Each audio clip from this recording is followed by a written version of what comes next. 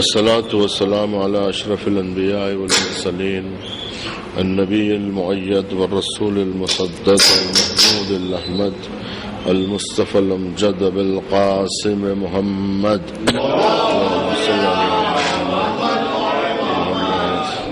الصلاة والسلام على الطيبين الطاهرين الذين أذهب عنهم الرجس وطهرهم تطهيرا. اللهم صل على محمد. أما بعد فقد قال رسول الله صلى الله عليه وآله وسلم: بسم الله الرحمن الرحيم. الحسين مني وأنا من الحسين. صلوات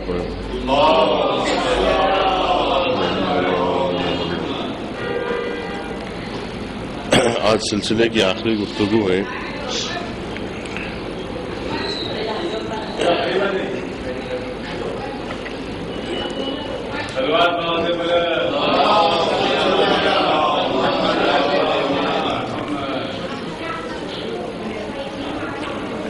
یہ عرض کیا جا چکا ہے کہ امام حسین علیہ السلام سے نبی کریم کی محبت اور الفت آپ کے اس رشتے دینی کی وجہ سے تھی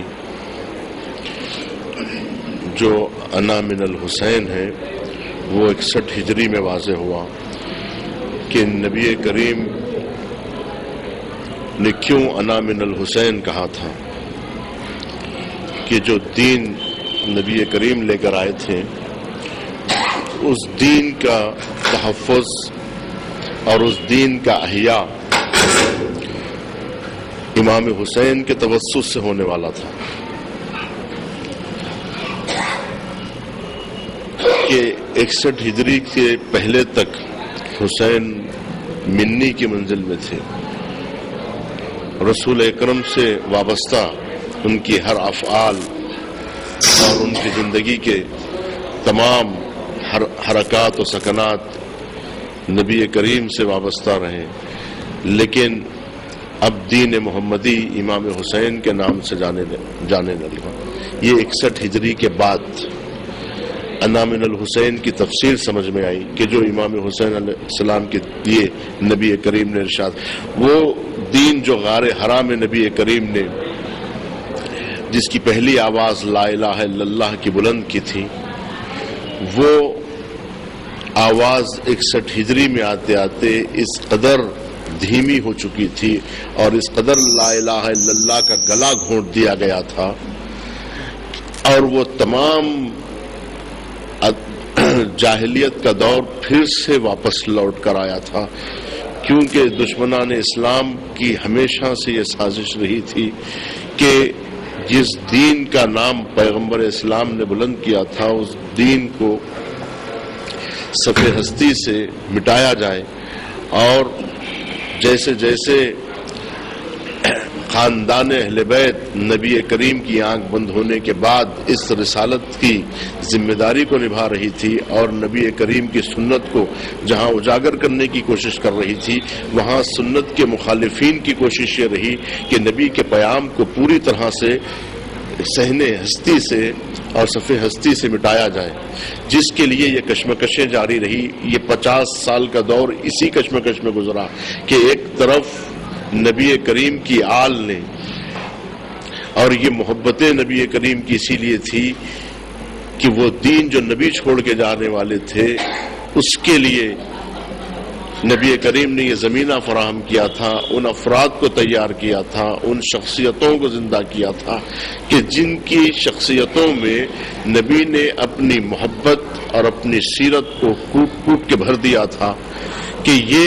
سیرت کے جیتے جاگتے نمونے رہیں گے کہ میں نہ رہوں گا لیکن سیرت کے پیکر زندہ رہیں گے، میں نہ رہوں گا لیکن سنت کے پیکر زندہ رہیں گے. تو انہوں نے ایک ایسا خاندان وجود میں لایا نبی کریم نے.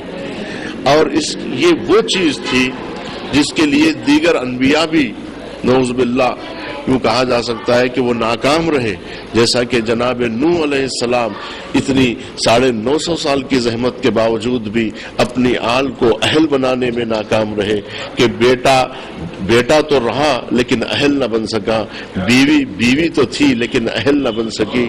لیکن یہ نبی کریم کی زندگی کا ماحصل تھا کہ نبی کریم نے اپنی زندگی کے ماحصل کے طور پر امیر المومنین کو پیش کیا، فاطمہ زہرا کو پیش کیا.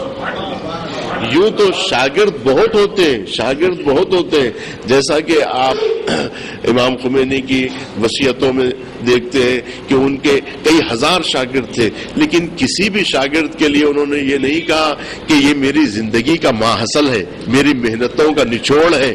یہ جس شخصیت کے لیے کہا، مثال کے طور پہ شہید مطہری ان شخصیتوں میں سے ہے جن کے لیے امام خمینی نے کہا کہ یہ میری زندگی کا ماحصل ہے، یہ میری کوششوں کا ماحصل ہے. یعنی ہزارہ شاگردوں کو وجود میں لایا لیکن یہ شاگرد میری زندگی کا نچوڑ ہے.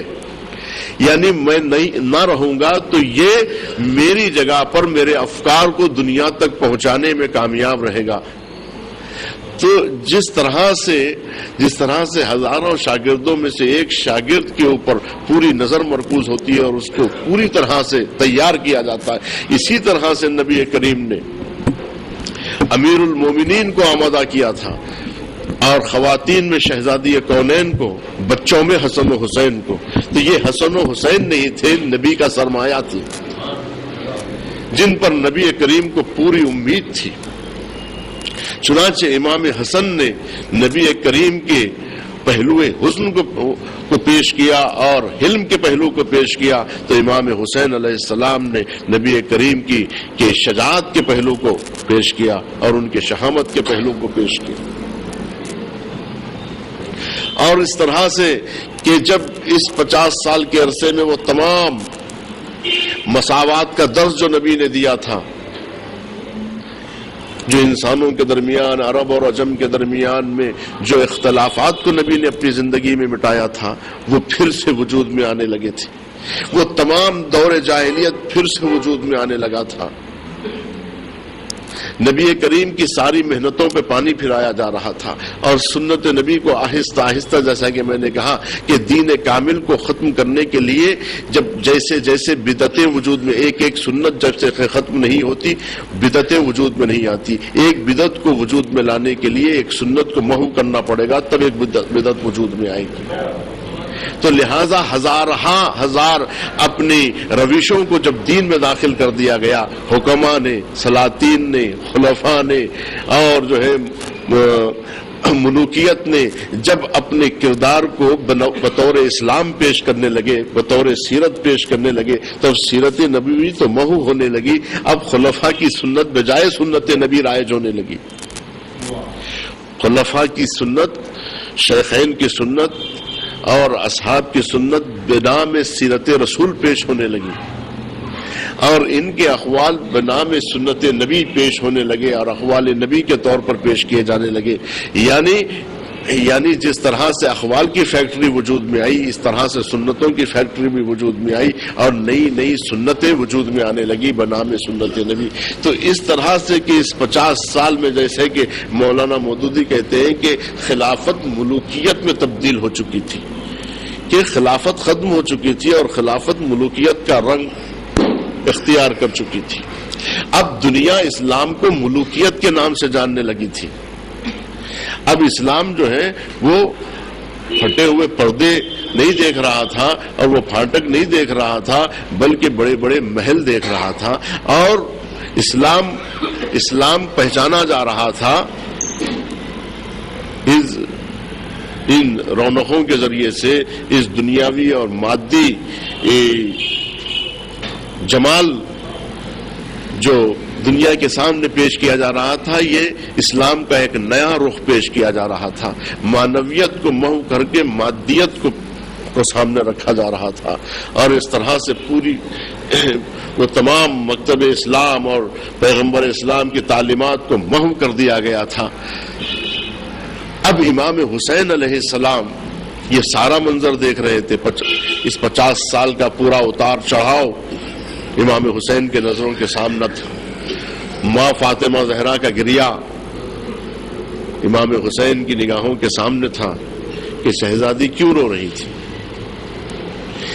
یہ تمام چیزوں کو عاطفی رخ دے دیا گیا. اسلام کے ان تمام پہلوؤں کو ایک عاطفی رخ دے دیا گیا ہے، جبکہ یہ عاطفی چیز اپنی جگہ پر ہے، لیکن یہ جو ان کی جو صلاحیتیں تھی، جو یہ اسلام کے لیے جو مدبرانہ جو ان کی صلاحیتیں تھیں اور جو تدبیریں تھیں، اس تدبیروں کو عاطفی رخ دے دیا گیا ہے. یعنی شہزادی کونین کا گریہ کس وجہ سے تھا؟ تو کہا یہ اسے عاطفی رخ دے کے کہا کہ یہ بابا کی جدائی پر تھا. امیر المومنین کی خاموشی کیوں تھی؟ اور امیر المومنین کی جد و جہد اور یا یہ کہنا کہ اس دور میں امیر المومنین کیا چاہتے تھے، ان سب چیزوں کو چھپا دیا گیا. جبکہ یہ ان کا ہم و غم اسی اسلام کے لیے تھا کہ وہ رو رہے تھے تو اسلام کی بربادی پر آنسو بہا رہے تھے. شہزادی جو رو رہی تھی اس کا سبب یہ تھا کہ میراث محمد کو وہ لٹتے ہوئے دیکھ رہی تھی کہ اصحاب نبی پہ ظلم ہو رہا ہے، اس کے اوپر آنسو بہایا جا رہا تھا. کہ جناب ابوذر کو کوڑے مارے جا رہے، اس کے اوپر رویا جا رہا تھا.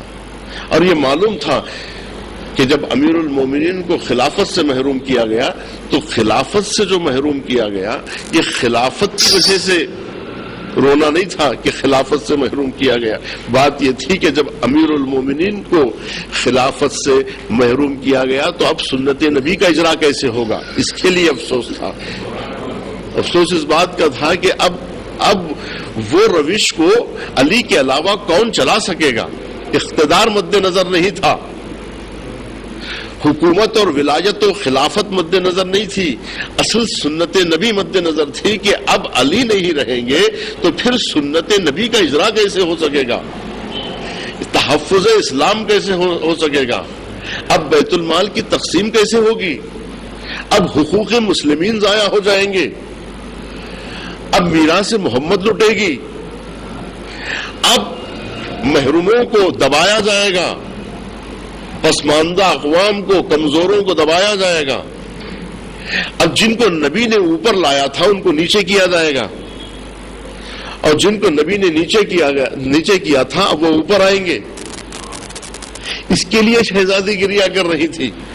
اور امیر المومنین کا ہم و غم یہ تھا کہ اب کیا ہوگا، اور وہی ہوا کہ امیر المومنین کو برطرف اس لیے کیا گیا کہ وہ نبی کریم نے جو اپنی زندگی میں محروم طبقے کو وجود میں لایا تھا اور بڑے بڑے سینگ نکالنے والوں کی سینگوں کو توڑ دیا تھا، اور جو ہے دولت مندوں کی دولت کو نظر انداز کر دیا تھا، اور ابو سفیان جیسے شخصیتوں کو نظر انداز کر دیا تھا، بنی امیہ کو پوری طرح سے نظر انداز کر دیا تھا. نبی کریم نے جن لوگوں کو پیچھے ڈھکیل دیا تھا، جن کو نیچے دبا دیا تھا نبی نے، اب اس 50 سال کے عرصے میں کیا ہوا، وہ جو نیچے دب گئے تھے اب وہ پورے اوپر آنے لگے.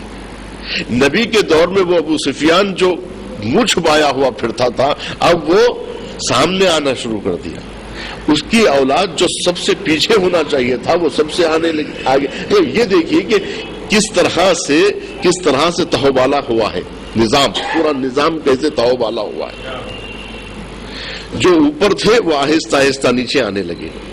ابوذر غفاری نبی کے ساتھ ساتھ شانہ بشانہ رہنے والے لوگوں میں سے تھے، اور یہ عمار یاسر نبی کے شانہ بشانہ رہنے والا، جو نبی کے اطراف جو حلقہ تھا وہ یہ افراد تھے. اب وہ افراد کیا ہوئے، بلال کیا ہوئے، ابوذر غفاری کیا ہوئے، عمار یاسر کیا ہوئے، یہ سب شخصیتیں کہاں گئی، یہ آہستہ آہستہ نظر انداز ہونے لگی. اور جن کو نبی نے نظر انداز کیا تھا اب انہیں واپس بلایا جانے لگا. دیکھیے کیا ہونے لگا، جب ولایت اور قیادت نہیں ہوتی ہے اور جب اسلام کے مجری سے جب جب مجری احکام کو جب ہٹا دیا جاتا ہے اور قانون کو جب اپنے ہاتھ میں لے لیا جاتا ہے تو یہ قانون کا کس طرح سے مذاق اڑایا جاتا ہے.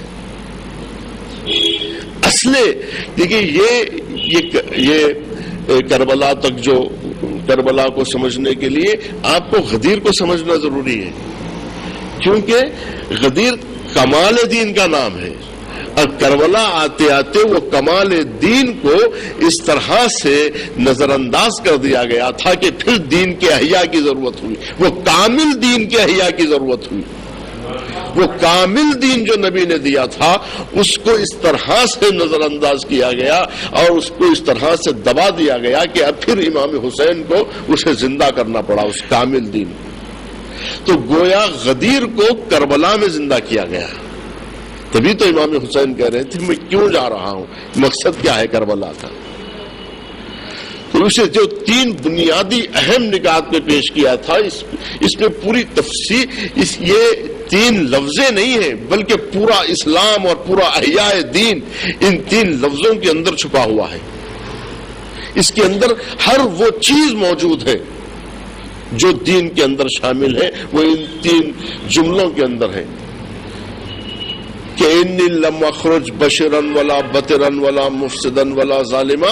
اس کے بعد کہا کیوں میں جا رہا ہوں، تو کہا لطلب الاصلاح فی امت جدی. اصلاح امت جد، اس کے اندر کتنی باتیں آ گئی. اصلاح یعنی وہ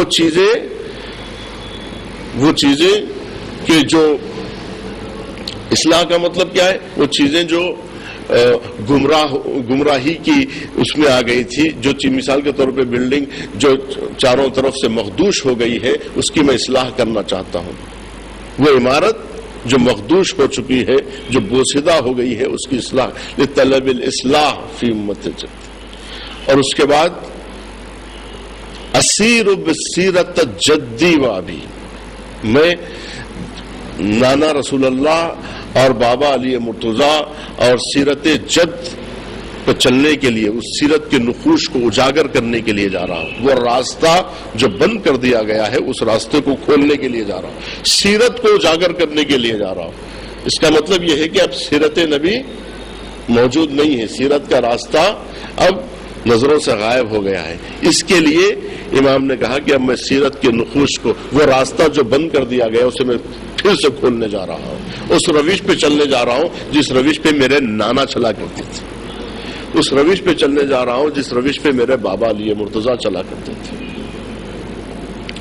لوگ بھلا چکے تھے، احکام کی صورتیں تو تھی لیکن اس کی روح ختم ہو چکی تھی. اس روح کو واپس لوٹایا ہے امام حسین علیہ السلام. اور اس کے بعد کہا اريد ان امر بالمعروف وانهى عن المنکر، میں امر بالمعروف اور نہی عن المنکر کے لیے جا رہا ہوں. اب امر بالمعروف میں کتنی باتیں آ گئی.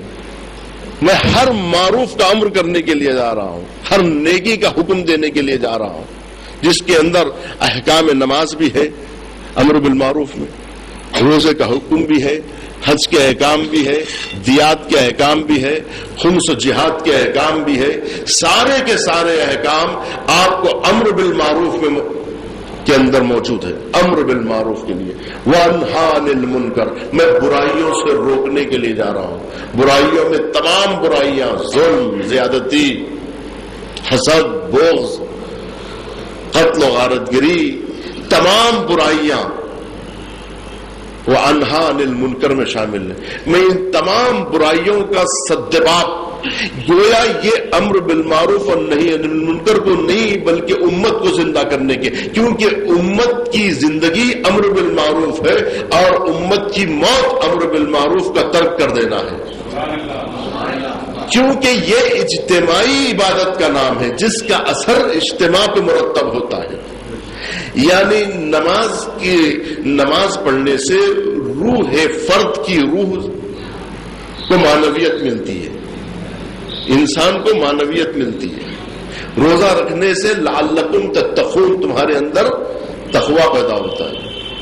حج کرنے میں دنیاوی فوائد ہے، اخروی فوائد ہے نا، لیکن امر بالمعروف کا نتیجہ کیا ہے؟ امر بالمعروف کا نتیجہ امت کی زندگی ہے، اجتماع مسلمین، مسلمانوں کی معاشرے کا احیاء ہے۔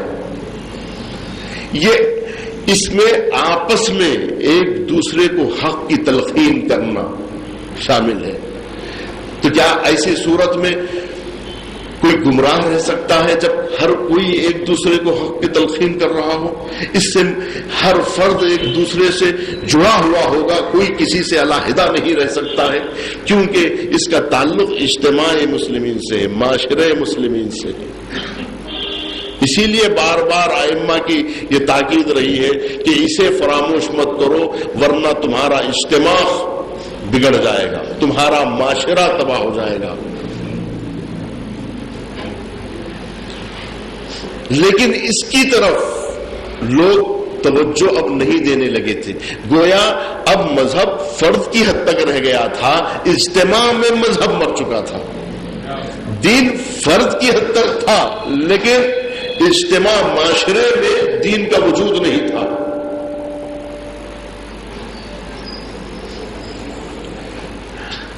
اب اس کے تناظر میں ہم دیکھیں گے کہ آیا کربلا کو ہم زندہ رکھ رہے ہیں یا کربلا کے مقاصد کو ہم فنا کر رہے ہیں؟ کربلا کے مقاصد کیا ہیں؟ اگر اصلاح نہیں ہو رہی ہے تو اس کا مطلب یہ ہے کہ کربلا کا مشن بند ہو گیا ہے، تحریک کربلا ختم ہو چکی ہے، کربلا کی تحریک کو بند کر دیا گیا ہے۔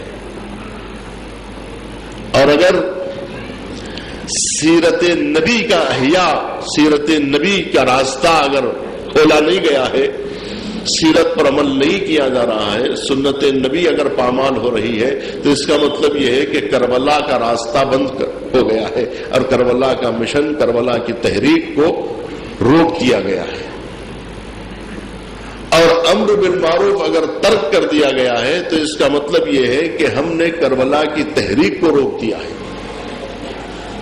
اب کربلا کی تحریک کو روکنے کا نقصان کربلا کو ہونے والا نہیں ہے، بلکہ وہ لوگ جو اس تحریک سے منہ موڑیں گے ان کا نقصان ہونے والا ہے۔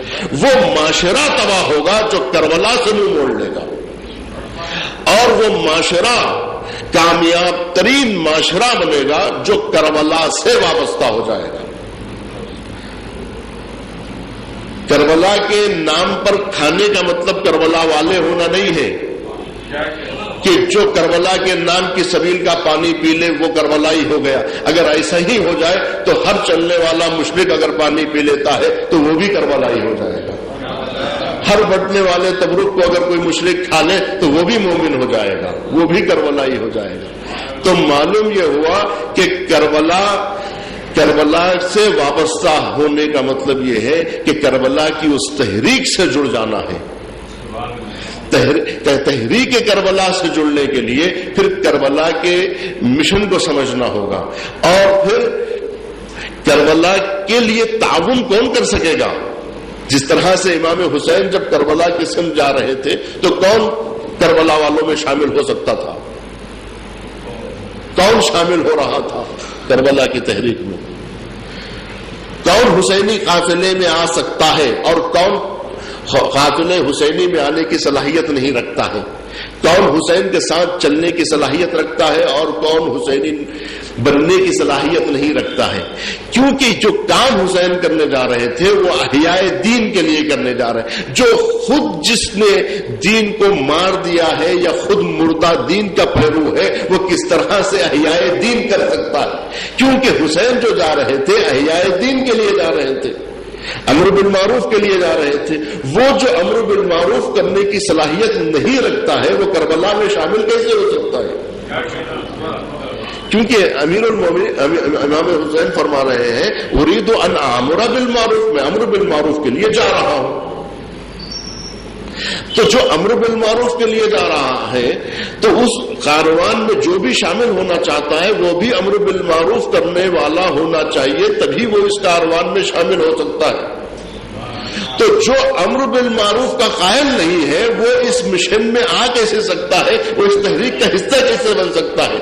جو لوگ اس حقیقت کو نہیں سمجھ پا رہے تھے، ہر کوئی اپنے آپ کو پیش کر رہا تھا اور ہر کوئی قافلے حسین میں شریک ہونے کی کوشش کر رہا تھا. تو امام حسین نے کہا کہ تم لوگ میرے ساتھ شامل نہیں ہو سکتے ہو، اس لیے کہ میں جس راستے پہ جا رہا ہوں وہ راستہ کوئی اور راستہ ہے. یعنی تمہارے پاس وہ شرائط نہیں ہے جس کی وجہ سے میں تمہیں ساتھ لے سکوں. ورنہ کیا وجہ ہے کہ کوئی اپنے طور پر آنا چاہے اور اس کو روک دے؟ اگر آپ کسی کو بلانا نہیں چاہتے تو پھر حل من کی صدا کیوں بلند کر رہے ہیں؟ حل من ناصر ینصر، ہے کوئی جو میری مدد کو آئے؟ یہ مت کہیے. یا تو اگر آپ کہہ رہے ہیں کہ ہے کوئی جو میری مدد کو آئے تو پھر جو مدد کے لیے آئے اس کو قبول کر لیجیے.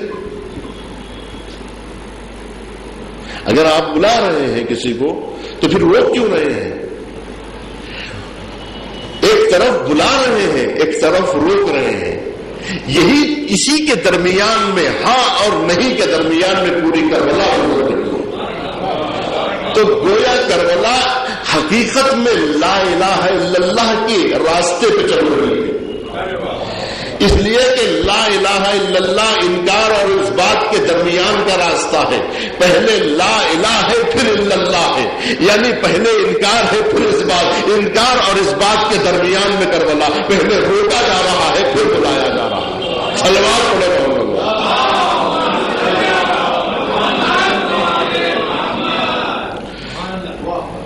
لا الہ پہلے کافر بنا رہا ہے، اس کے بعد مومن بنا رہا ہے. یعنی پہلے انکار کرو سارے خداؤں کا. انکار کا نام کفر ہے. پہلے لا الہ کہو، کوئی الہ، پہلے انکار کر دو، اس کے بعد پھر اس بات الا اللہ کے ذریعے سے لا الہ، کوئی معبود نہیں. پہلے انکار، کوئی معبود ہی نہیں، کوئی معبود نہیں ہے. ہاں کوئی معبود. اب سوائے ایک معبود. اب ان معبودوں میں یہ معبود شامل نہیں ہے، وہ معبود الگ ہے جس کا انکار کیا جا رہا ہے.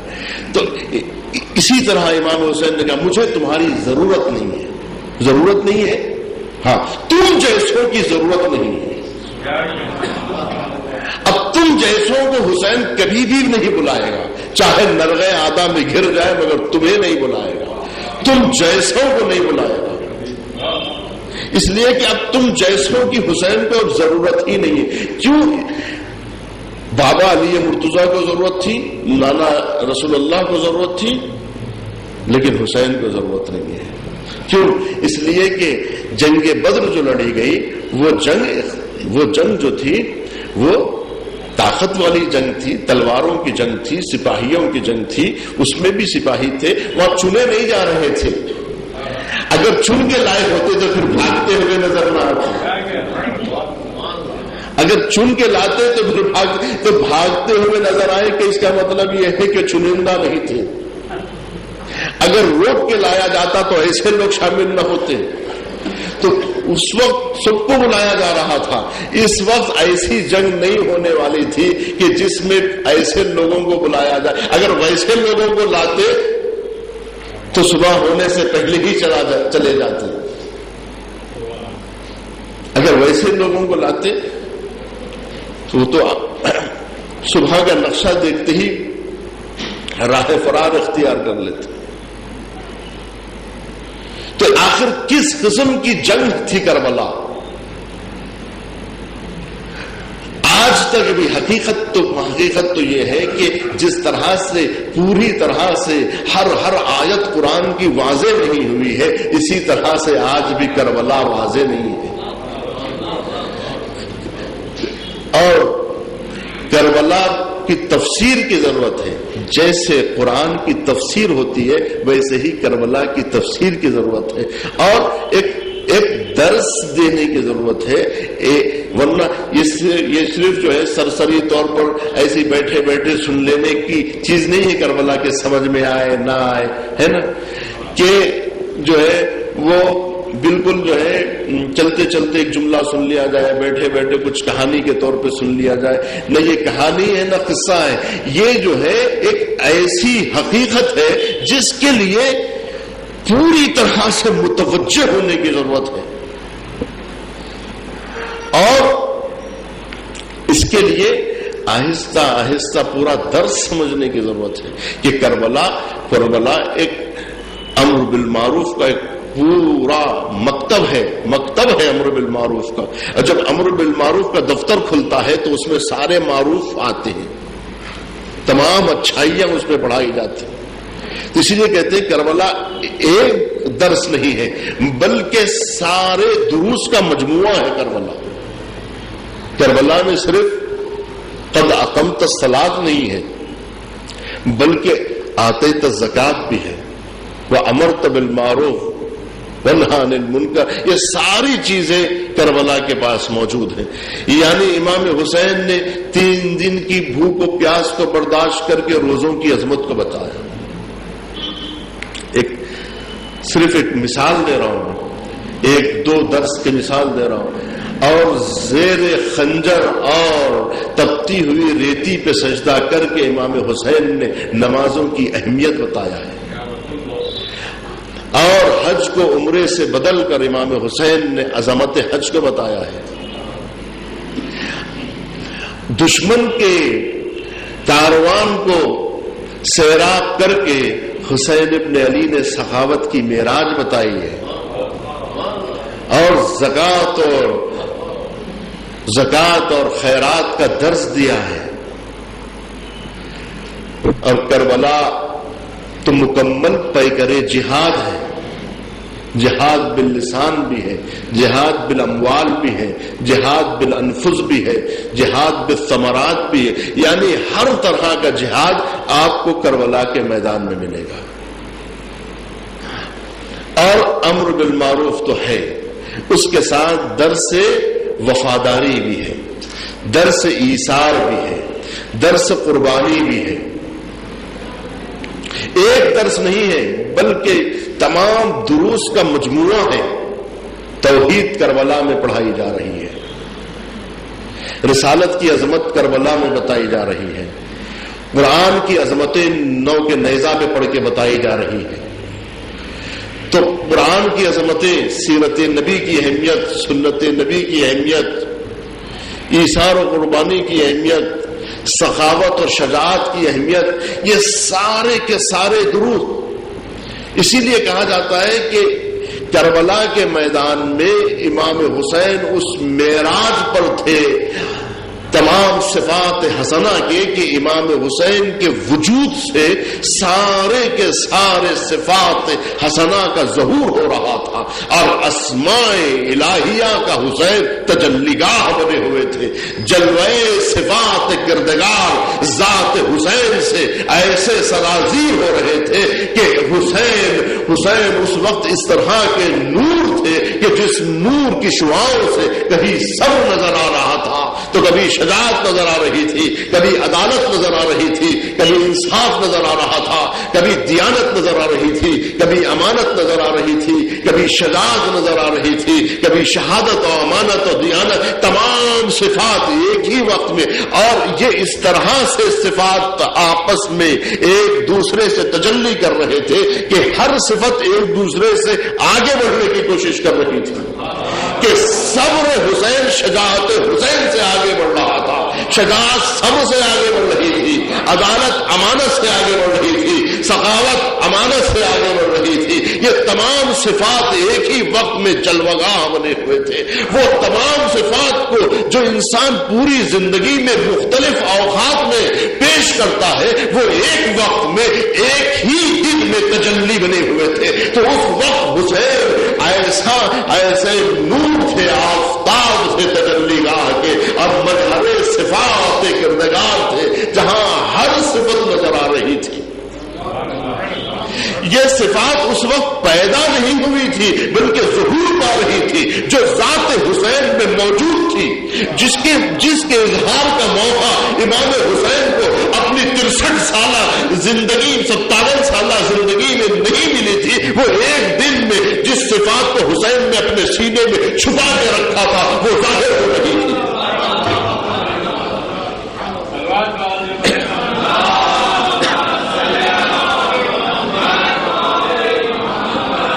وہ تمام سنت نبی اور سیرت نبی جو امام حسین کے آئینے میں جو تجلی تھی اس تجلی کا آئینہ بن کر یہاں پر ظہور پا رہی تھی. اب اگر کسی کو نماز رسول دیکھنا ہو تو حسین کے آئینے میں دیکھو.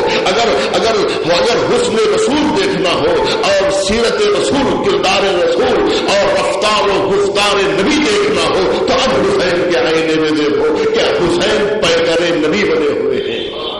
کربلا میں ایسا معلوم ہو رہا ہے کہ حسین نہیں ہے محمد مصطفیٰ. یہاں علی مرتضیٰ نظر آ رہے ہیں.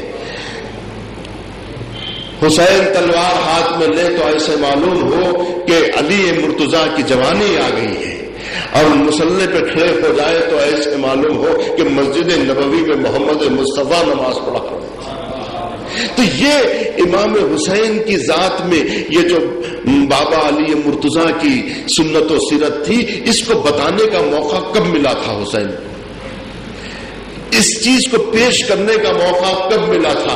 امام حسین انتظار میں تھے کہ دنیا کو میدان میں امت مسلمہ کے سامنے پوری دنیا کی نگاہوں کے سامنے جس سنت کو مسلمان بھول گئے ہیں، جس درس کو مسلمان فراموش کر گئے ہیں، جو حقیقت دین کو جو مسلمان بھلا چکے ہیں اس کو امام حسین پیش کر رہے ہیں. ان سب پر سے پردے اٹھا رہے ہیں. تو گویا کربلا وہ معراج تھی جہاں امام حسین کے ذات سے پردے اٹھ رہے تھے.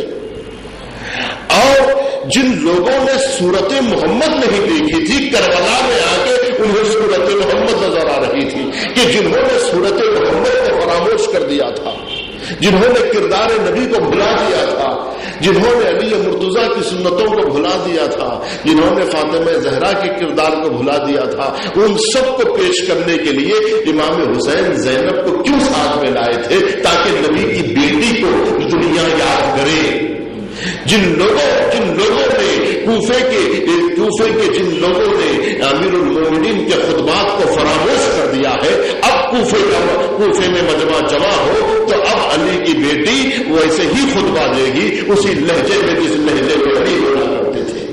ابھی تک دنیا نے زینب کے خطبے نہیں سنے تھے. فاطمہ زہرا کا خطبہ تو فتق کا سنا گیا تھا دربار خلافت میں، لیکن زینب بھی بول سکتی ہے یہ کسی کو نہیں معلوم تھا. تو فاطمہ کی شکل میں حسین زینب کو لے کے آئے تھے تاکہ دنیا جو نبی کی بیٹی کو بھول چکی ہے اب آ کے کوفے کے دربار میں دیکھے کہ حسین کے پاس خاندان نبوت ہے، فاطمہ حسین کے پاس ہے، علی حسین کے پاس ہے، محمد مصطفیٰ کی نشانی حسین کے پاس ہے. حسین کون ہے؟ نبی کی زندہ یادگار کا نام ہے. زینب کون ہے؟ فاطمہ کی یادگار کا نام ہے. اور یہ علی اکبر کون ہے؟ یہ نبی کی صورت، نبی کی شبیہ کا نام ہے. حسین امام حسین ایسی شخصیتوں کو لے کے آئے تھے، ورنہ کیا ان چہروں کو لا کر نعوذ باللہ وہ چہرے جو دین کے لیے جو دور ہے، دین کے لیے جو ناشناختہ ہے، دین کے لیے جو دین سے وابستہ نہیں ہے، جن کو دیکھ کر دین یاد نہ آئے، جن کو دیکھ کے محمد یاد نہ آئے، جن کو دیکھ کر علی یاد نہ آئے، جن کو دیکھ کے فاطمہ زہرا یاد نہ آئے، جن کو دیکھ کر حسن مجتبیٰ کا کردار یاد نہ آئے، ان شخصیتوں کو لے کر حسین کیوں آئیں گے؟ کیا بتانے کے لیے آئیں گے؟ کون سی جنگ لڑنے کے لیے امام حسین آ رہے تھے کہ لشکر کی ضرورت تھی امام حسین کو؟ لشکر کی ضرورت نہیں تھی امام حسین کو. پھر کس چیز کی ضرورت تھی؟ کیونکہ امام حسین کہہ رہے ہیں میں احیاء دین کے لیے، میں سنت نبی کو زندہ کرنے کے لیے، کہ سنت نبی کو زندہ کرنے کے لیے صورت نبی تو چاہیے، سیرت نبی تو چاہیے نا. تو اس کے لیے امام حسین ان پاروں کو جمع کر رہے تھے. یہ سارے پاروں کو جمع کر کے حسین کربلا میں قرآن بنا رہے تھے. دین کی ایک تصویر پیش کر رہے تھے، ایک کامل ترین، ایک ایسا معاشرہ، ایک ایسا سماج بتانا چاہ رہے تھے جو صدر اسلام کا سماج ہے، جو صدر اسلام کا معاشرہ ہے، وہ جو نبی کے جلیل القدر صحابہ کو دنیا نے نہیں دیکھا تھا، جنہوں نے شیب ابی طالب میں رہنے والے صحابہ کو نہیں دیکھا تھا، جنہوں نے عمار یاسر کو نہیں دیکھا تھا، سمیہ کو نہیں دیکھا تھا، وہ لوگ آئے اور کربلا کے میدان میں ان اصحاب نبی کو یاد کرے، اور ان اصحاب کو یاد کرنے کے لیے امام حسین کو ضروری تھا کہ اپنے ان بچپن کے ساتھیوں کو بلاتے جو دور دراز علاقوں میں ہیں، ان سب کو حسین جمع کر رہے تھے۔ اور یہ امام حسین کا بہت بڑا کارنامہ ہے، اتنا خالص کرنا اور اس طرح سے دین کا احیاء کرنا، یہ ایک تاریخ میں ایک ایسی بے نظیر حقیقت کا نام ہے کہ یہ ایک ایسا عظیم ترین کارنامہ ہے امام حسین کا کہ اتنا عظیم کارنامہ ہمیں کسی بھی ولی اور کسی بھی رسول کی زندگی میں ایسا نہیں ملا جس طرح، اور یہ اس لیے ناگزیر تھا کیونکہ ایسا کارنامہ کیے بغیر جس دین کا احیاء حسین چاہتے تھے وہ ناگزیر تھا۔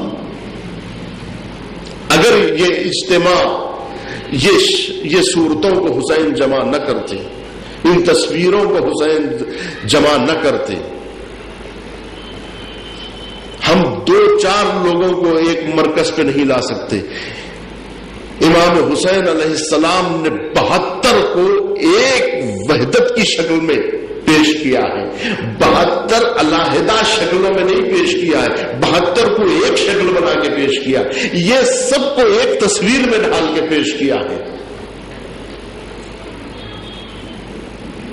ایک مرکز پر نظر آیا 72 کا مزاج، ہم نے 2 کا بھی نہیں دیکھا برابر کا مزاج۔ صلوات پڑھے محمد۔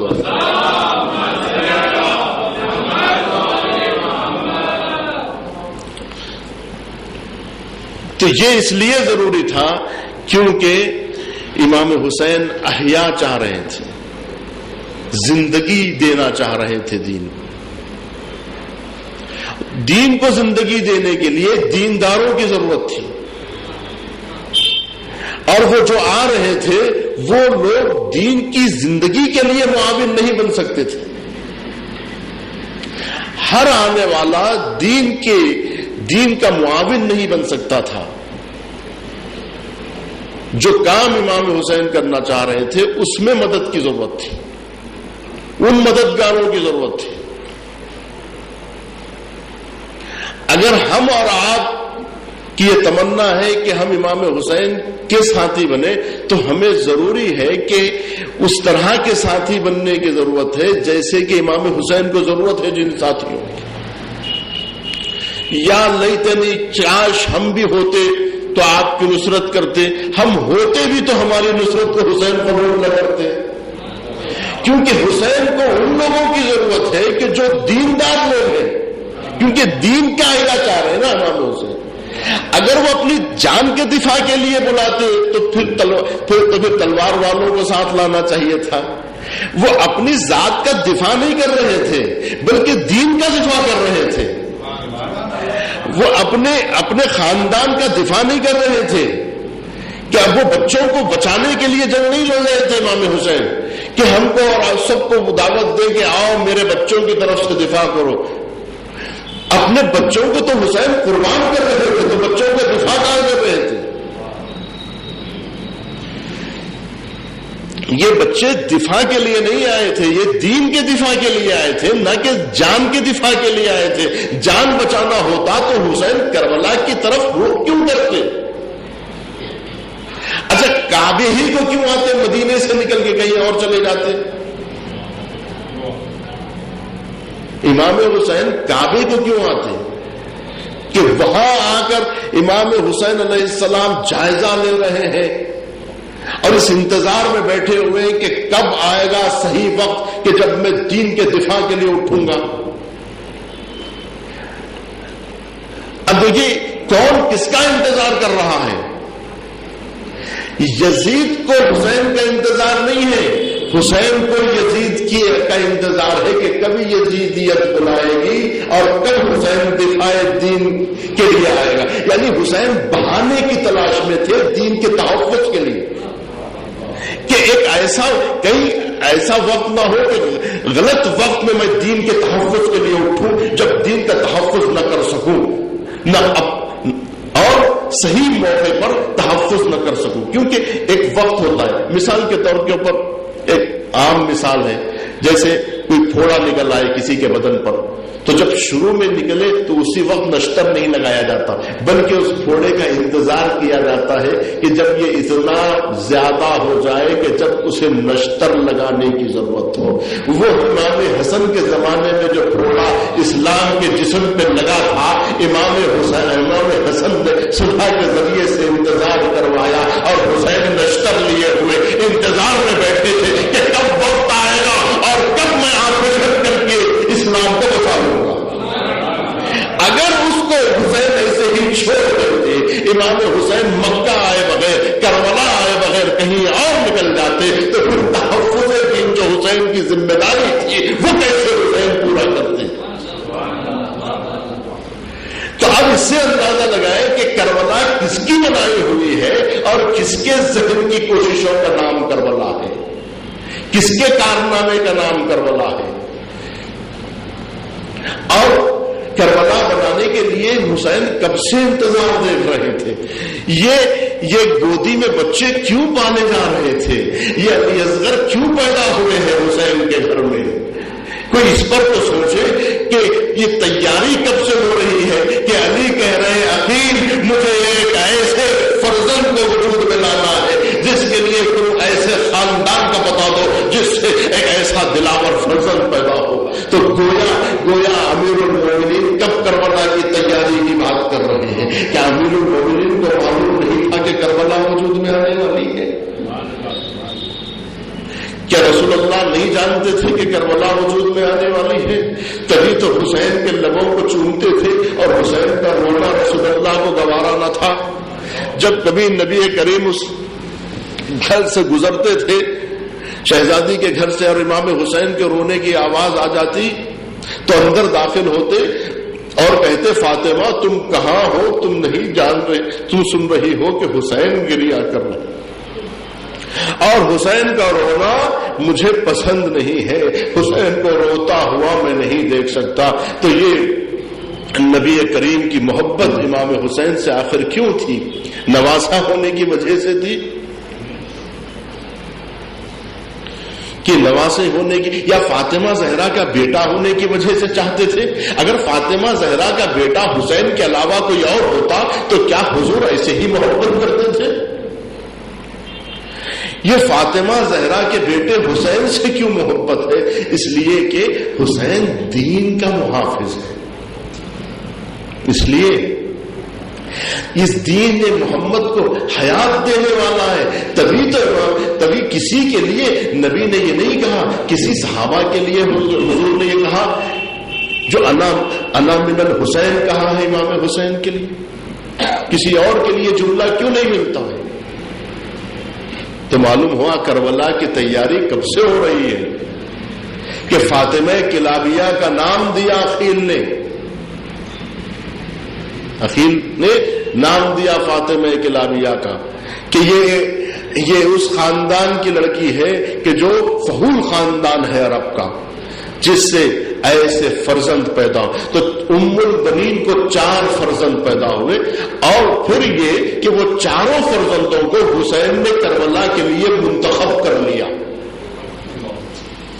اور وہ چاروں فرزند کربلا میں کام آئے. جیسا اب اس پس منظر میں یہ دیکھیے کہ وہ کام آئے, یہ آسان بات نہیں ہے کیونکہ امام حسین نے انہیں قبول کیا ہے.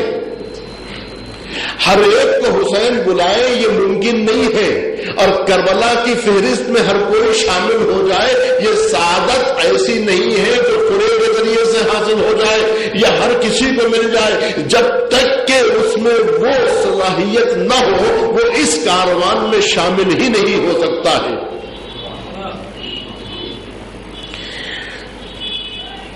تو ام البنین کے چاروں فرزند کربلا کے میدان میں کام آئے، اور ان چاروں فرزندوں میں جناب عباس کو قمر بنی ہاشم کا خطاب دیا گیا.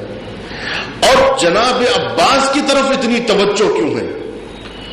تو لوگوں نے عظمت عباس کو نہ سمجھنے کی وجہ سے، نادانوں نے، کیوں اسی لیے ہم کہتے ہیں کہ نادان دوست سے دانا دشمن بہتر ہوتا ہے. تو نادان دوستوں نے کربلا کو سمجھنے میں جب دقت نظر سے کام نہیں لیا تو جناب عباس کو یہ کہہ کے خاموش ہو گئے کہ عباس شجاع تھے، اس لیے ان کے ہاتھ میں علم دے دیا گیا. اگر کسی سے پوچھا جائے کہ کربلا کے میدان میں حضرت عباس کے ہاتھ میں علم کیوں دیا گیا اور پرچم اسلام اور فوج کے لشکر کا علمدار کیوں بنایا گیا، جنرل کیوں بنایا گیا لشکر کا، تو کیا جواب دیں گے؟ یہی جواب دیں گے کیونکہ عباس شجاع تھے اس لیے دیا گیا. اگر امام حسین کو شجاعوں کی ضرورت ہوتی تو خود حسین اپنی طاقت شجاعت کو توڑ کے نہ آتے کربلا کے میدان میں.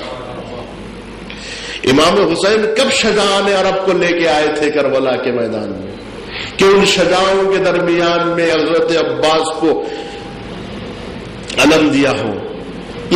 تو اس کا مطلب یہ ہے کہ جو حضرت عباس کی شجاعت کے پیش نظر علم دینے کی بات کرتے ہیں، ان لوگوں نے کربلا کی جنگ کو اب تک طاقت کی جنگ سمجھا ہے. اگر کربلا طاقت کی جنگ ہوتی اور دلاوروں کو ساتھ لے کے آتے تو امام حسین کو غازی ہونا چاہیے تھا، شہید نہیں ہونا چاہیے تھا. اور شجاعوں کو لانے کے باوجود امام حسین علیہ السلام سر کٹا دے، یہ کیسے ہو سکتا ہے؟ اس کا مطلب یہ ہے کہ امام حسین کب شجاعوں کو دلاوروں کو لا رہے تھے. امام حسین نے حتیٰ کہ محمد حنفیہ سے بھی اصرار نہیں کیا کہ چلیے مجھے ضرورت ہے. اگر دلاوروں کی ضرورت ہوتی تو یقیناً ان کو ساتھ میں لے کے آتے اور وہ یقیناً ساتھ میں آتے. اگر جنگ ایسی والی جنگ ہوتی، طاقت کی جنگ ہوتی، دفاعی جنگ ہوتی، خاندان سے دفاع کی، بچوں سے دفاع کی ضرورت ہوتی تو کیا وہ نہیں آتے کہ حسین کے بچوں پر آفت آئے اور محمد حنفیہ تلوار لے کے نہ آئے؟ عبداللہ ابن جعفر سے اصرار نہیں کیا. اگر امام حسین اپنے صفین کے ساتھیوں کو ساتھ میں لانا چاہتے تو محمد حنفیہ کو ساتھ ملاتے جو صفین کا سپاہی ہے، عبداللہ ابن جعفر کو ساتھ لاتے، مسلم ابن عقیل کو کوفہ کا بھیجتے، کسی اور کو سفیر بنا کے بھیجتے، طاقت کو نہ توڑتے، کیونکہ مسلم بہت بڑے جنگجو سپاہی کا نام تھا. تو امام حسین تو خود طاقت کو توڑ رہے ہیں. اس کا مطلب یہ ہے کہ امام حسین کو جو کربلا میں جا رہے ہیں، نہ وہاں پر انہیں مسلم کی ضرورت ہے نہ محمد حنفیہ کی ضرورت ہے. وہاں پر تو حسین کو حقیقت میں دیکھا جائے، اگر آپ برا نہ مانے تو علی اکبر سے زیادہ حسین کو علی اصغر کی ضرورت ہے. حسین کو کربلا میں علی اکبر سے زیادہ علی اصغر کی ضرورت ہے. حسین کو کربلا میں جوانوں سے زیادہ بچوں کی ضرورت ہے. حسین کو کربلا میں جوانوں سے زیادہ ضعیفوں کی ضرورت ہے. کیوں آخر ایسی بات ہے؟ کیونکہ حسین طاقت کی جنگ نہیں لڑنا چاہ رہے تھے اور طاقت کو دکھانا ہی نہیں. حسین کمزوروں کے ذریعے سے طاقت کو چھپانا چاہ رہے تھے. وہ جب حسین لڑنے گئے اگر طاقت کے ذریعے سے حسین طاقت کو دبا دیتے تو پھر کربلا ہر جنگ کی طرح ایک جنگ بن کے رہ جاتی. کمال کربلا تو یہ ہے کہ کربلا کی جنگ تو حسین نے علی اصغر کے ذریعے سے جیتی. اور کیوں؟ اس لیے کہ حسین طاقت کو ناطاقتی سے زیر کر رہے تھے. کمزور کاروان کو لا کر کم من فئۃ قلیلۃ غلبت فئۃ کثیرہ کی مثال پیش کرنے جا رہے تھے کہ کتنے کم ترین لشکر وہ ہے جو کثیر لشکروں کو پر غالب آ جاتے ہیں. تو امام حسین علیہ السلام کردار والوں کو ساتھ لے کے آئے. تبھی تو کہا مجھے فقیہان عصر کی ضرورت ہے. تو کہا من الحسین الغریب الى رجل فقیہ حبیب ابن مظاہر. تو حسین ابن علی کیونکہ تحفظ قرآن چاہ رہے تھے اسی لیے فقیہان عصر کو جمع کر رہے تھے. حسین کو ضرورت اس وقت علم والوں کی تھی, فقیہوں کی ضرورت تھی, سمجھداروں کی ضرورت تھی, جو دین کو سمجھنے والے. یہ بغیر سمجھے کہ دین کا دفاع کیسے کریں گے, کیونکہ دین کے دفاع کا مرحلہ تھا, شریعت کے تحفظ کا مسئلہ تھا. تو شریعت کا تحفظ وہ کریں گے جو خود شریعت سے واقف نہ ہو. اب ضرورت دیکھیے امام حسین کو کتنی مشکل تھی کربلا کے میدان, کیونکہ شریعت کا دفاع چاہ رہے تھے. تو بغیر شریعت کے جاننے والوں سے شریعت کا دفاع ہو سکے گا کہ جس طریقے سے اب یہاں پر ہم دیکھیں گے کہ شیعہ پرسنل لا بورڈ بنا لیا, مسلم پرسنل لا بورڈ بنا, تو پھر اس کے اندر وہ لوگوں کو آپ شامل کریں گے جو اسلامی لا سے واقف نہ ہو, اور وہ لوگ اسلامی لا کے ممبر بن سکیں گے. کیونکہ جس چیز کے لیے بلایا جا رہا ہے اس چیز کی صلاحیت ہونا ضروری ہے نا. اگر طاقت کی ضرورت ہے تو پھر طاقت کو دیکھ کے بلایا جائے گا. اگر جنگجوؤں کی ضرورت ہے تو جنگی سپاہیوں کو دیکھ کے بلایا جائے گا کہ آپ کسی جنگ میں شریک ہوئے تھے. یہ جن بچوں کو امام حسین لے کے آئے یہ کس جنگ میں لڑ کے آئے ہیں, اور اگر کوئی جنگ ہوگی تو کیا ان بچوں کو کسی فوج میں بھرتی کیا جا سکتا ہے, کوئی لشکر ان بچوں کو لے جا سکتا ہے لڑنے کے لیے. تو اس کا مطلب یہ ہے کہ اس دنیا کی ہر جنگ سے پھر کربلا کو سمجھنے کے لیے پھر سے مطالعہ کرنا پڑے گا. کربلا اثر نو کربلا کا جائزہ لینا پڑے گا. تو معلوم یہ ہوا کہ اب امام حسین علیہ السلام نے جو حضرت عباس کا انتخاب کیا ہے فقیہان عصر کے درمیان سے, علماء عصر کے درمیان سے, جس میں 90 سالہ حریر حمدانی حافظ کل قرآن شامل ہے. ایک حافظ قرآن نہیں بلکہ حسین کے ساتھ کئی ایک حافظان قرآن موجود تھے کربلا, کیونکہ حسین اصل میں تحفظ قرآن چاہ رہے تھے. تو تحفظ قرآن بغیر حافظان قرآن کے کیسے ہو سکتا تھا؟ جو لوگ قرآن سے واقف نہیں ہے وہ قرآن کا دفاع کیا کریں گے؟ جو لوگ دین سے واقف نہیں ہے وہ دین کا تحفظ کیا کریں گے؟ جو شریعت سے واقف نہیں ہے وہ شریعت کا دفاع کیا کریں گے؟ جو سیرت نبی سے واقف نہیں ہے وہ سیرت نبی کو زندہ کیسے کر سکیں گے؟ اور حسین کہہ رہے ہیں سیرت نبی کو زندہ کرنے کے لیے جا رہا. کوئی پوچھے کہ تم سنت نبی کو زندہ کرنے کے لیے آئے ہو تو پھر سنت نبی کے کردار کے نمونے کہاں ہیں؟ حسین بتاؤ سنت نبی کہاں ہے؟ تو حسین پیش کریں گے کہ حریر کی شکل میں دیکھو سنت نبی کو دیکھنا ہو, اگر سنت کو دیکھنا ہو تو اکبر کو دیکھو. سنت میں کہاں ہے؟ حسین بتاؤ سنت نبی کہاں ہے؟ تو حسین پیش کریں گے کہ حریر کی شکل میں دیکھو سنت نبی کو دیکھنا ہو, اگر سنت کو دیکھنا ہو تو اکبر کو دیکھو. سنت نبی دیکھنا ہو تو عباس کی شکل میں دیکھو, علی اکبر کی شکل میں دیکھو. یہ امام حسین علیہ السلام نے تمام لشکریوں کے درمیان, امام حسین کے بعد امام زین العابدین کے بعد پورے لشکر حسینی میں سب سے زیادہ اگر کوئی شریعت سے واقف تھا تو وہ ذات حضرت عباس کی ذات تھی, جو مستقیماً جنہوں نے امیر المومنین سے درس حاصل کیا تھا. جیسے کربلا میں خواتین کے درمیان میں جناب زینب عاقلہ بنی ہاشم تھی اور عالمہ تھی, اسی طرح سے حضرت عباس بھی ان تمام لشکریوں کے درمیان میں سب سے زیادہ قرآن جاننے والے, سب سے زیادہ علم شریعت جاننے والے, سب سے زیادہ علم فقہ جاننے والے, سب سے زیادہ دین جاننے والے حضرت عباس کی ذات تھی. صرف حضرت عباس اگرچہ کہ وہ شجاع بھی تھے, دلاور بھی تھے, سخی بھی تھے, لیکن ان سب میں جو چیز امام حسین نے دیکھ کے لیا تھا وہ امام حضرت عباس کی ذات تھی. اور دین فہمی تھی کہ ورنہ کوئی کہتے, حبیب ابن مظاہر کہتے ہماری موجودگی میں آپ اپنے بھائی کے ہاتھ میں پرچم دے رہے ہیں. ہمارا سردار حضرت عباس کو بنا رہے ہیں، جس میں 90 برس کے بریر ہیں، وہ کہیں گے کہ جو ہے ہمارے ہوتے ہوئے آپ 32 برس کے عباس کے ہاتھ میں علم دے رہے ہیں۔ تو گویا یہ ایسے ہی کیا جیسے حضور نے زید بن حارثہ کو لشکر کا سردار بنا کے بھیجا تھا کہ سن و سال نہیں دیکھا جاتا، کردار دیکھا جاتا ہے، شجاعت دیکھی جاتی ہے۔ وہاں زید میں شجاعت دیکھی گئی تھی، یہاں حضرت عباس میں کردار دیکھا گیا۔ حضرت عباس میں کردار دیکھا گیا کہ یہ کردار اس طرح کا کردار ہے کہ جو پیش قدمی کر سکتا ہے۔ سارے کرداروں میں سب سے زیادہ مدبر، سب سے زیادہ حوصلہ رکھنے والے، صرف شجاعت نہیں، شجاعت کے ساتھ صبر بھی ہو،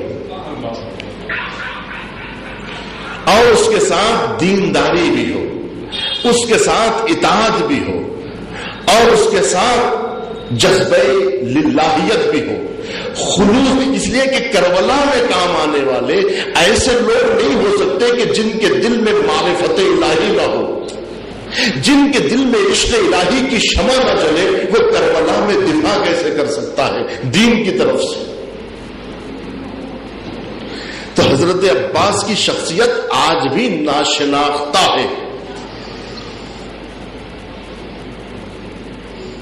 ناشناختہ یعنی لوگوں نے پہچانا نہیں ہے۔ اور حضرت عباس کے نقش قدم پہ چلنے کے لیے جوانوں سے بس اتنا کہا جاتا ہے کہ تم اپنے بازوؤں میں طاقت پیدا کرو عباس کے جیسی۔ یہ نہیں کہا جاتا کہ تم علم حاصل کرو عباس کی طرح، کردار حاصل کرو عباس کی طرح، اس لیے کہ توحید کا درس مدرس توحید سے عباس نے حاصل کیا تھا۔ علی نے اپنے زانوں پہ بٹھا کے عباس کو پڑھایا تھا، اس لیے کہ عباس کو حسین علی امیر المومنین تیار کر رہے تھے کربلا میں حسین کی نصرت کے لیے۔ حسین کی نصرت کے لیے جب تیار کر رہے تھے زینب کو، حسین کی نصرت کے لیے عباس کو تیار کر رہے تھے، تو جس کے گھر کی کنیز قرآن کی زبان میں فضا گفتگو کرتی ہو، جس کے گھر کے غلام خنبر قرآن کی زبان میں گفتگو کرتے ہو، کیا قرآن کے مزاج سے عباس واقف نہیں تھے؟ علم نہیں رکھتے تھے، تدبر نہیں رکھتے تھے۔ اگر تدبر نہ رکھتے تو پوری جنگ کا نقشہ کس طرح سے حضرت عباس طے کرتے، اور کس طرح سے حضرت عباس کو امام حسین علیہ السلام اس عظیم ترین جنگ کا سپاہی بناتے۔ اس لیے کہ جو علم اٹھانا ہے وہ کردار کا علم اٹھانا ہے، وہ قرآن کے دفاع کے لیے قرآن اٹھانا ہے کہ جب قرآن پر آفت آئے تو اس کے لیے یہ علم اس وقت اٹھے، یہ استاد کو یہ بات معلوم ہو کہ یہ علم کب اٹھنا ہے، کس وقت اٹھنا ہے، کس کے مقابلے میں اٹھنا ہے، کس کے مقابلے میں اٹھنا ہے، کیوں اٹھنا ہے۔ تو لہذا جو ہے یہ ایک بہت بڑا فلسفہ ہے، یہ ایک علامت ہے، یہ ایک علامت ہے جو جنگل میں دکھائی جاتی ہے، جو ایک پھریلے کی شکل میں ہوتا ہے، جس کے لیے کہا جاتا ہے کہ لہراتا عباس کا پرچم، لہراتا یعنی لہرانے والا ایک پرچم ہے کہ جو ایک نشانی ہے جو آگے آگے رہتی ہے۔ تو اس کے لیے بکھرے ہوئے لوگوں کو جمع کرنا اس کا فلسفہ ہوتا ہے۔ اس کا مطلب یہ نہیں ہوتا ہے کہ خیمے میں علم کو چون کے لوگ بیٹھ جائیں اور پورا لشکر آ کے خیمے پہ حملہ کر دے اور ہم لوگ صرف علم کو چونتے رہ جائیں، علم کو بٹھا کے لپٹ جائے اور علم کو صحرا لگاتے رہے، علم کے سامنے خوشبو روشن کرتے رہے، اگربتیاں جلاتے رہے، موم بتیاں جلاتے رہے، اور اسلام پر آفت آ جائے، دین پر آفت آ جائے، شریعت پر آفت آ جائے، اور قرآن جلایا جاتا ہے اور آپ کا علم گھروں میں بیٹھا ہے۔ آپ ایستادہ رکھیں، چاہے کھڑا ہوا رکھیں، چاہے بیٹھا ہوا رکھیں، اس سے مسئلہ نہیں ہے۔ مسئلہ یہ ہے کہ اسے بٹھایا کیوں جاتا ہے، اسے اٹھایا کیوں جاتا ہے، اس کے لیے غور کرنا پڑے گا۔ اس کا مطلب یہ ہے کہ ہم آمادہ رکھتے ہیں کہ جب اسلام پر آفت آئے لے کے میدانوں میں نکل جائے۔ یہ گھروں میں رہنے کے لیے نہیں ہوتا ہے، میدانوں میں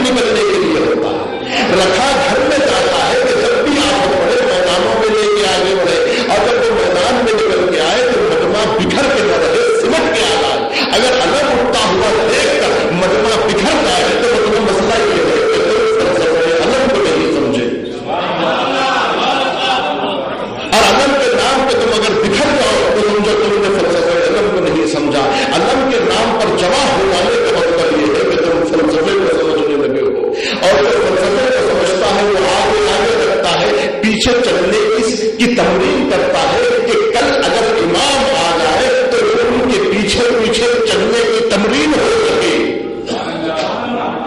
کہ ہر وقت جلوس نکالو تاکہ جب حقیقت میں ضرورت پڑے، جس طرح سے آج حج کیا جاتا ہے، یہ حج ایک طرح کا ایک علامت ہے کہ جب دین پر آفت آئے تو محور حق کو محور بنا کر اس کے اطراف میں اللہ کی محوریت کے اللہ کو محور بنا کر اس کے اطراف میں چکر کاٹا جائے، تو یہ ایک سمبل، ایک علامت ہے اس چیز کی۔